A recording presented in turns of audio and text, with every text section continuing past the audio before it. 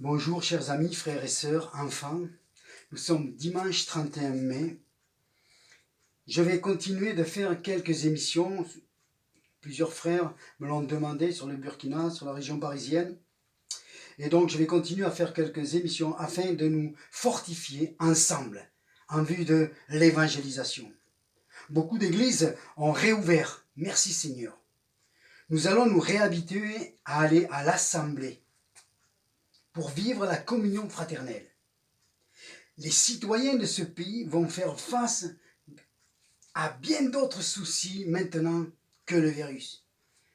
Ainsi, évidemment, que son Église, l'Église de Jésus-Christ qui est dans ce pays. C'est pour cela que nous devons nourrir notre foi. Luc 21, 34 nous dit ceci. Prenez garde à vous-même, de crainte que vos cœurs ne s'apesantissent par les excès du manger et du boire, par les soucis de la vie, et que ce jour ne vienne pour vous à l'improviste, car il viendra comme un filet sur tous ceux qui habitent sur la surface de toute la terre. Veillez donc et priez en tout temps, afin que vous ayez la force d'échapper à toutes ces choses qui arriveront, de paraître debout devant le Fils de l'homme. Amen. Les soucis de la vie. Les soucis de la vie sont légitimes pour tous. Ça, c'est la réalité que nous vivons chaque jour. Mais la vérité, c'est Matthieu 6, 33. Cherchez premièrement le royaume et la justice de Dieu, et toutes ces choses vous seront données par-dessus. Ne vous inquiétez pas du lendemain, car le lendemain aura soin de lui-même. À chaque jour suffit sa peine. Sortir de ce confinement, c'est comme une renaissance. Ne laissons pas les vieilles habitudes reprendre le dessus, mais au contraire, nous allons les dompter. Nous allons discipliner nos vies. Amen. Et notre emploi du temps. Pour donner du temps pour le royaume de Dieu, ce que peut-être nous ne faisions pas avant. Il faut qu'il y ait un changement. Dieu a parlé.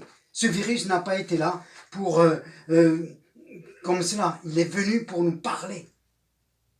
Voyez comment vous pouvez donner une journée, soit en fractions, pour aller faire de l'évangélisation. Vous êtes dans une ville, autour d'elle il y a des villages. Il y a des personnes qui passent des années et des années sans rencontrer un chrétien dit évangélique. Ce n'est pas normal. Pas du tout. Je me souviens, dans un village, une dame, à sa fenêtre, me dit « Partez, partez !» Gentiment, je lui dis que je ne suis pas une certaine secte. « Ah bon !» me dit-elle. Et avec un soulagement, et là j'ai pu discuter avec elle, et même prendre du temps pour lui apporter l'évangile. Dans une grande ville, beaucoup de personnes circulent. Et c'est facile d'ouvrir une œuvre. Mais dans les petites villes et villages, ça, s'il nous faut simplement aller les chercher. La France est une terre de mission. Mais la mission ne se fait pas que dans les grandes villes. Il y a la France profonde, qui est souvent oubliée. Et nous devons affronter face à face les Français, qui ont une éducation laïque, une éducation où la connaissance de Jésus, la Bible, est absente dans les foyers depuis longtemps. Il y a quelque temps, j'étais dans la rue avec une sœur d'une autre ville qui était venue m'aider, et je bénis Dieu pour les frères et les sœurs qui d'autres villes viennent m'aider, car moi je suis là pour ma ville. C'était la première fois qu'elle sortait dans la rue. Je lui dis, tu as de la chance pour la première fois. Car en effet, nous avons parlé avec beaucoup de personnes et prié même avec plusieurs personnes. Mais de toutes ces personnes, je ne me souviens pas qu'il y avait un Français. Car ces personnes avaient reçu plus ou moins une éducation chrétienne dans leur pays d'origine. Merci Seigneur. Comment faire alors? Devenir des missionnaires. c'est-à-dire se mettre dans la peau de la culture ambiante. Voilà le mot-clé.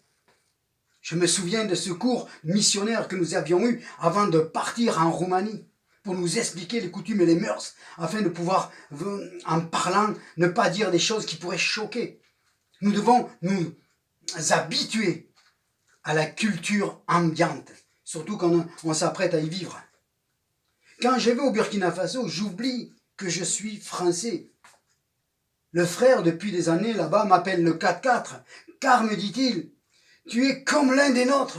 Jamais la peur ne m'a saisi de manger, de boire, de visiter les malades. À une époque, on visitait des gens qui avaient le sida. Ils étaient par dizaines et dizaines allongés sur des nattes. Jamais je n'ai eu peur de rien. J'ai même mangé dans les mêmes plats avec des gens sidéens.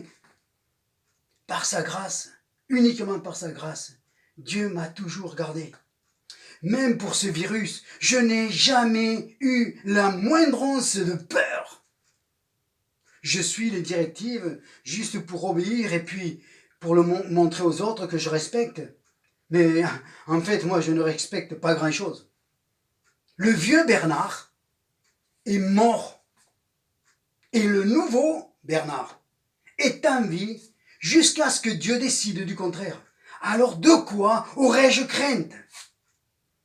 Devenons des missionnaires, des disciples accomplis, et profitons de cette Pentecôte pour nous laisser remplir du Saint-Esprit et pour garder cette onction. Parlons régulièrement en langue, ayons cette culture du Saint-Esprit en nous. Si on ne parle en langue uniquement de quelques minutes pendant un temps de prière ou de culte parce que nous avons des frissons dans le dos, c'est bien. Mais ça n'a rien à voir avec l'enseignement de l'apôtre Paul, qui pour lui, il disait « Je parle plus que vous », car il avait compris que le parler en langue l'édifiait. Et nous avons besoin de nous édifier, de parler en langue dans la voiture, de parler en langue en faisant la vaisselle, de parler en langue à la maison, en bricolant, de parler en langue en marchant, de parler en langue tout le temps, et de laisser les soucis et parler en langue et nous laisser remplir par le Saint-Esprit. Et une force vient en nous. Et la crainte s'en va afin de faire place à la foi. Amen. Amen. Combien j'ai été triste dans mon cœur durant ces mois, et ce n'est pas fini, de rencontrer beaucoup trop de frères et sœurs, beaucoup trop, je dis, qui en fait, derrière le mot « on obéit aux règles », on voyait bien dans leurs yeux la peur de la maladie. Mes amis, ça, ce n'est pas normal. Jésus a affronté la croix. Et nous devons être comme le Maître. Nous devons affronter, quelle que soit la difficulté. Parce que nous savons que de toute manière, c'est lui qui a le dernier mot sur toute chose. C'est ça la foi. Si les gens du passé n'avaient pas eu cette foi, aucun ne serait parti missionnaire dans les pays. Les Moraves qui font partie des premiers à être partis dans tous les pays, ils en mouraient autant que ceux qui l'en partaient. Mais aucun ne reculait devant les virus, devant les maladies, devant le malaria, devant tout non, ils affrontaient parce qu'il fallait annoncer l'évangile et qu'ils savaient qu'au bout, quoi qu'il en soit, c'était la vie éternelle. Amen. Ô Père, nous allons prier maintenant. Nous allons prier et laissons-nous imbiber de ces quelques phrases, de ces quelques mots qui sont vitaux. Si nous sommes là, c'est parce qu'il y a des hommes et des femmes qui n'ont reculé devant rien pour annoncer l'évangile au peuple et aux nations. Que nous manque-t-il encore en cette période? Moi, ce que je crois, et je crois être rempli du Saint-Esprit aussi, je crois que c'est notre premier amour qui est en train de s'effriter. Nous avons la forme de la religiosité, mais pas l'amour suffisant qui nous fait bondir comme des veaux dans les tables pour aller courir partout, dans les prés et dans les champs, pour annoncer cet évangile merveilleux. Alors prions, et je vais prier en langue, et que nous puissions, vous qui parlez en langue, parler en langue à la maison, laissez de côté vos pensées, et laissons-nous imbiber, alors que nous vivons ces temps de Pentecôte, que ce ne soit pas une Pentecôte comme d'habitude, mais que nous puissions vivre quelque chose, un renouveau. Après ce virus, nous devons vivre un renouveau. C'est ce que Dieu veut pour chacune de nos vies. Ô Père, dans le nom de Jésus-Christ, Seigneur, tu es dans ta main ce matin sur chacun de nous. Sur chacun de nous. Merci pour ta parole. Merci pour ta parole qui est la vérité. Seigneur, nous voulons nous laisser remplir du Saint-Esprit. Nous voulons recevoir le Saint-Esprit. Nous voulons déborder du Saint-Esprit. Et nous voulons parler, Seigneur mon Dieu. Nous voulons parler, Seigneur mon Dieu. Par le Saint-Esprit, Seigneur mon Dieu. Parce que toi seul, tu connais, Seigneur mon Dieu. Tu révèles les secrets, Seigneur mon Dieu, à travers le Saint-Esprit. Parce que le Saint-Esprit va chercher les choses qui sont dans le cœur du Père pour nous les révéler. Alors ce matin, Père, nous te laissons remplir nos cœurs et nos vies et nos bouches, Père, dans le nom de Jésus-Christ. Alléluia, notre Dieu, Amen.